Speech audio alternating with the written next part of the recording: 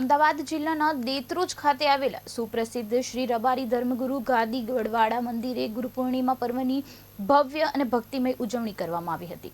આ પવિત્ર અવસરે રાજ્યના વિવિધ જિલ્લાઓમાંથી હજારો ભક્તો અને શ્રદ્ધાળુઓ દર્શન અને આશીર્વાદ મેળવવા ઉમટી પડ્યા હતા।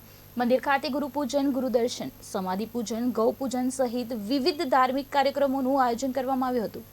ભક્તોએ મેઠ સ્વામી મહારાજ અને મહંત શ્રી લખીરામદાસ બાપુના આશીર્વાદ મેળવી ધર્મ લાભ લીધો હતો। સમગ્ર મંદિર પરિસરમાં ભક્તિ, શ્રદ્ધા અને આધ્યાત્મિકતાનો માહોલ છવાઈ ગયો હતો। જ્યારે ગુરુ પૂર્ણિમાના પાવન પર્વની ઉજવણીમાં મોટી સંખ્યામાં ભક્તોએ સહભાગી બની ધન્યતાનો અનુભવ કર્યો હતો।